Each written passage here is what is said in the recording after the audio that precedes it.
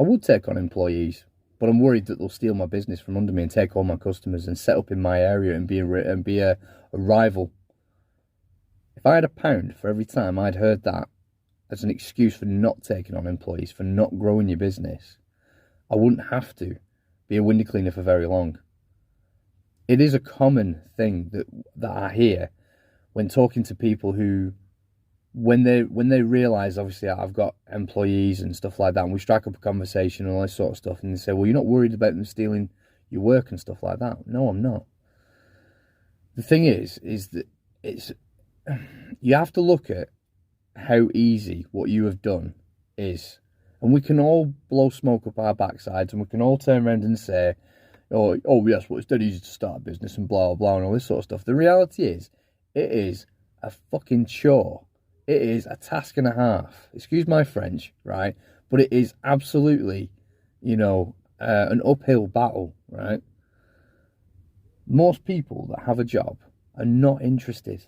Most people, even if they are interested in starting a business, most people don't have the bottle to do it. And I'll be honest with you, I probably would not have started a business if my financial situation, had been better. If I had another opportunity, if I had another means of sort of making money, something that was the path of least resistance, if you like. If I had that open to me, I probably would have gone down that road.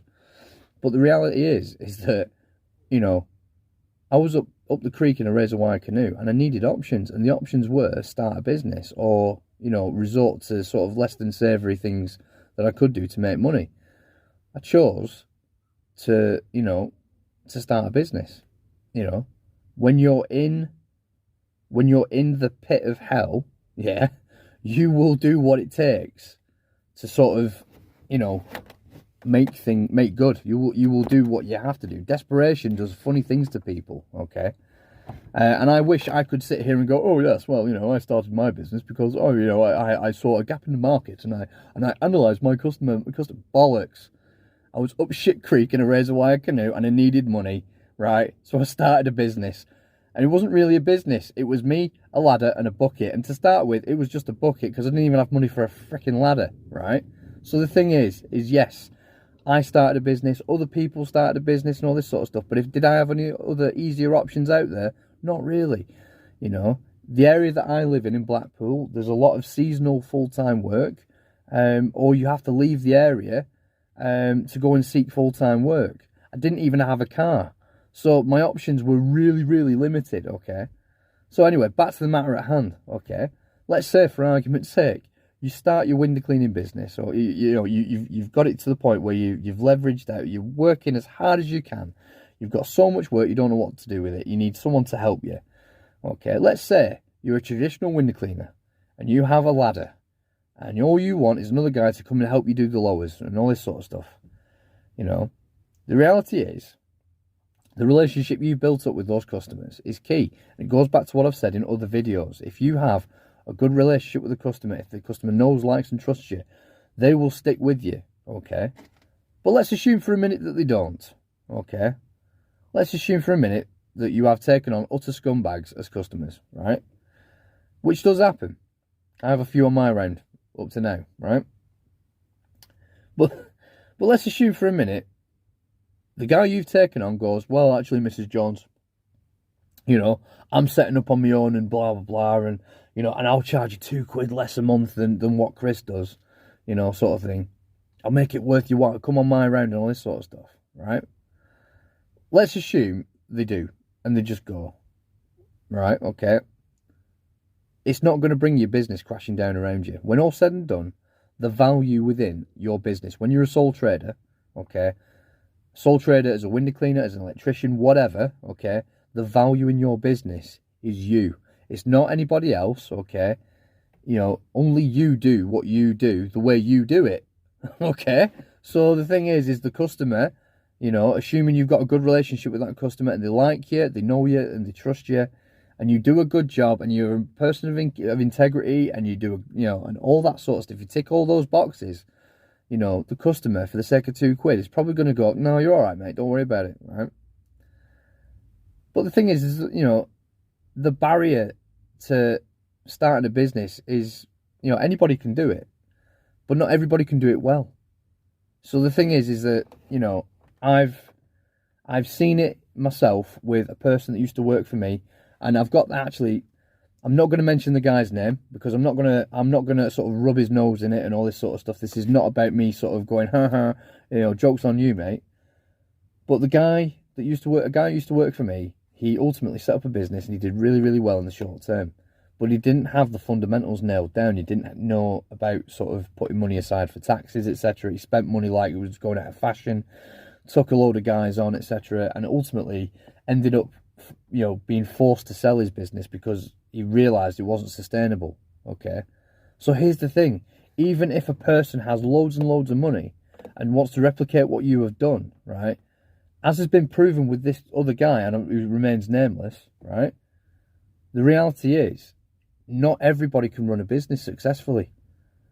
And because of that, a lot of people won't take the risk to start with. Yes, you have set up your business, I have set up my business, and other people have set up their businesses. But for every one you know, you're talking about a percentage of the population that's actually got the stones to go and do it to start with. Most people won't even dream. Even if the ones that want to start a business, you know, I'm not a statistician, but let's say you've got 100 people that actually really want to start a business. You're probably talking about 20 that have actually got the stones to go through with it. So, you know, it's a low risk thing to happen anyway. But that said, there are things you can do to sort of secure yourself and protect yourself, right? So as I've mentioned in the past, yes, I use water-fed pole. All my guys use water-fed pole. We do not offer traditional window cleaning on the exteriors. And that's that. That's just the way we operate. You know, water-fed pole, it's easier to train staff, etc. and all this sort of good stuff. But another bonus, if you like, of being a water-fed pole window cleaner is that the barrier to joining, you know, the barrier to becoming a window cleaner with water-fed pole is a lot higher than it is with traditional.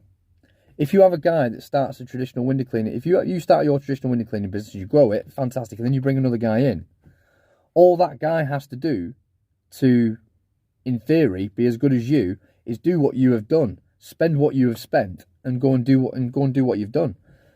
You know, if you go out and spend £500 worth on kit, and then you go out and get leaflets, and then you put your name around, and then you offer the service that you've been trained to offer, or you go and do the technique and all this sort of stuff, then yeah, sure, you could set up in the same area. Your guy, your employee could set up in the same area. But if you're a water-fed pole window cleaner, you know, has the guy got a van? Right, we'll need one of them. Okay. Well, has he got, you know, £3,000 minimum, let's say, to, you know, build, maintain, and install the kit in that vehicle? Right. Okay. Well, let's say he's the most resourceful, most motivated individual going. Right. Let's say he goes and does that. Right. Cool. And then he goes out and tries to replicate what you have done. The vast majority of businesses that start up fail within sort of 12 months. You know, the number of businesses that last longer than 5 years is ridiculous. You know, so the thing is that chances of him actually doing it and being successful are really, really low anyway. But you also can do things like, you know, on, for example, Squeegee that we use the Squeegee app. You can hide the customer's details. You know, they can hide their name, and you can hide the amount that they pay, and you can hide all of those details from the worker. Now, how do I operate it? With Squeegee, all Adam can see on that list is that there is an address, and there is an amount to be charged for that address. Okay? I don't agonise about hiding information from Adam. I do hide the customer's identity from the worker. That makes me able to comply with GDPR, which is a big deal, to be fair. So, in all honesty, it's more for the GDPR that I do it. But the reality is, let's say for argument's sake, if you didn't give a monkeys about GDPR and GDPR didn't exist, you could still hide the customer's name, their phone number, the amount that they pay, and all that you show the worker is where you've got to send them to do the work. You give them the bare arse minimum to enable them to do that job. So then, you know what I mean? It's one of those. It's not a realistic, in my opinion, it's not really a realistic threat to me. And it's proven with this other fellow who remains nameless. It's proved that not everybody can run a business, even if they want to. Not everybody can. So, honestly, I really wouldn't stress about it. I wouldn't worry about it. I wouldn't lose any sleep over it.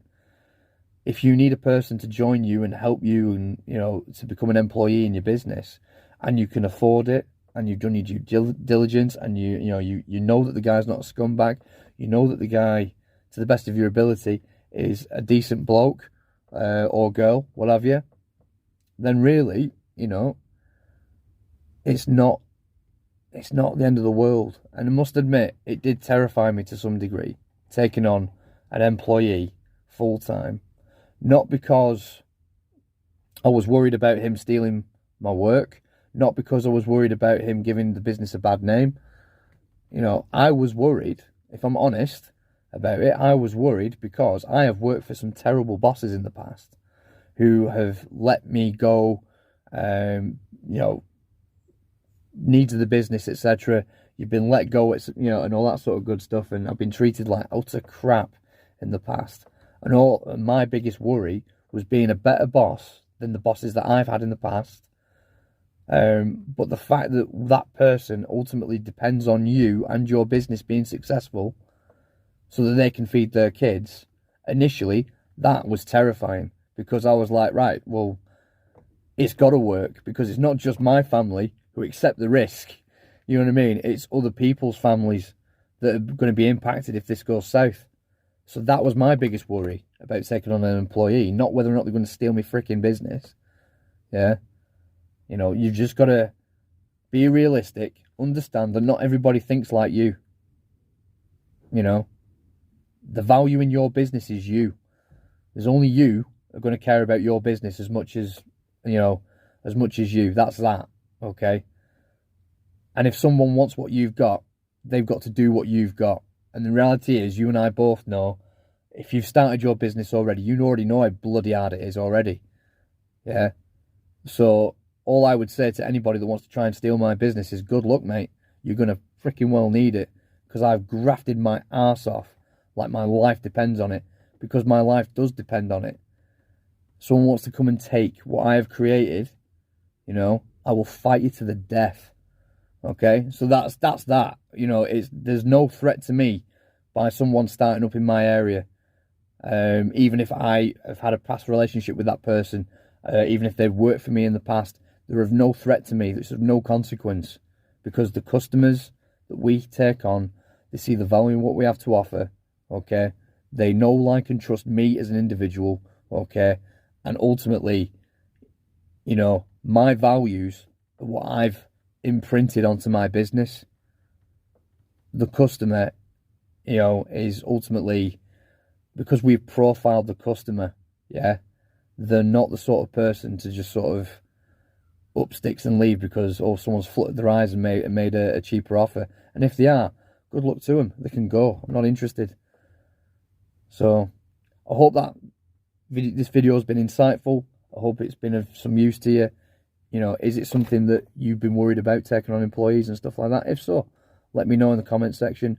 Please continue to sort of like, to view, and to sort of subscribe to this channel and help the channel grow. Greatly appreciated. Enjoy your weekend. Have a great weekend. Enjoy the sunshine. And on that rather contrived bombshell, keep on keeping on. And I'll see you in the next one.